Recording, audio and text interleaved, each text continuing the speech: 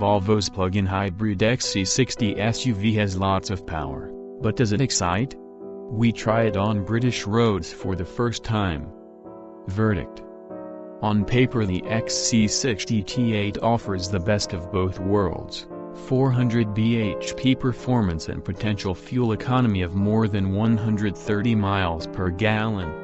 But while the performance is certainly impressive, this Volvo is inherently not dynamic enough. And due to the car's weight, it's difficult to match those efficiency claims. Unless you're hell-bent on driving a plug-in hybrid, the diesel XC60s still make more sense.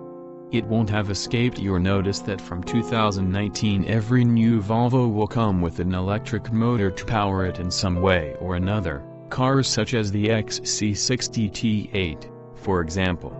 It's a plug-in hybrid, or as Volvo Grande calls it, a twin-engine SUV. Of course, this isn't the first plug-in hybrid that Volvo has made. There have been the slightly underwhelming V60 D5 and D6 estates, and more recently the XC90 T8. In fact, you could say the XC60 T8 is just a smaller version of the XC90 T8. Thanks to the scalable platform architecture that first appeared on the XC90, this Volvo's underpinnings and powertrain setup are near enough identical to its big brother S. So there's a 2.0-liter four-cylinder petrol engine that's both super and turbocharged, serving up 314 bhp that drives the front wheels, and there's an 86 bhp electric motor at the back driving the rears, all hooked up to an 8-speed automatic gearbox. In the XC60, though, the motor gets its power from a 10.4 kWh battery rather than the XC90's 9.2 kWh unit, and this car can travel up to 28 miles on pure electric alone. Connect the XC60 up to a fast charger and it can be recharged in 2.5 hours. That jumps to between 3.5 and 6 hours if it's plugged into a domestic 3-pin socket. CO2 emissions are 49 grams/km, while Volvo claims fuel economy of 134.5 miles per gallon. Do the maths and you realize this SUV has 400 bhp.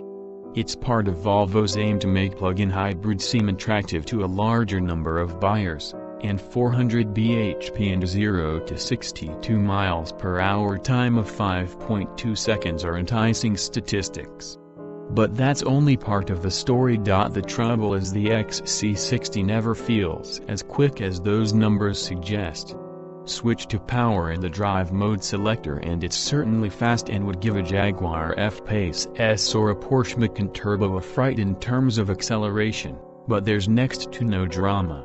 The problem lies with the rest of the XC60 range, because even the diesel-powered D4 and D5 and petrol T5 are comfortable but not dynamically outstanding.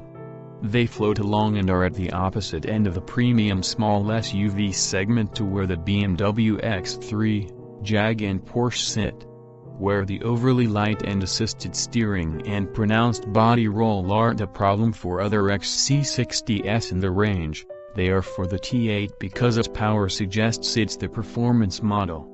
Factor in grabby regenerative brakes and the T8 isn't fun to drive with enthusiasm.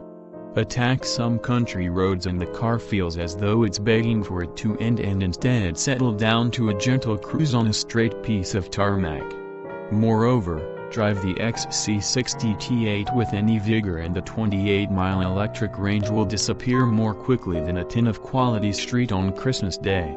Switch over to the pure EV mode and it's difficult to regulate range with power when behind the wheel. With just 86 bhp from the electric motor and the small problem of pulling a car weighing 2,115 kilograms, the T8 quickly fires up the petrol engine to 8 acceleration. And it does this a lot. You can, of course, hold the batteries charged for use later, but then you're using solely petrol power, which makes the T8 quite uneconomical. Hybrid is a better mode for the T8, though, and the switch between EV and petrol power is smoother. You can also charge up the car on the move with the engine acting as a generator, But this is particularly inefficient. In hybrid we only managed 31 miles per gallon, a far cry from the laboratory calculated 134.5 miles per gallon figure quoted. It's a shame because elsewhere the XC60 is a desirable car. The T8 is only available in the two range-topping trims, Posh Inscription Pro or Air Design Pro. Our car was the latter, and its aggressive body kit and large 21-inch alloys look the part, while on the inside, there are extra features such as part leather and Alcantara sports seats and an Orifiers crystal gear lever. This is on top of exceptional build quality, a smart and minimalist interior design, decent rear space and boot room that's on par with its rivals.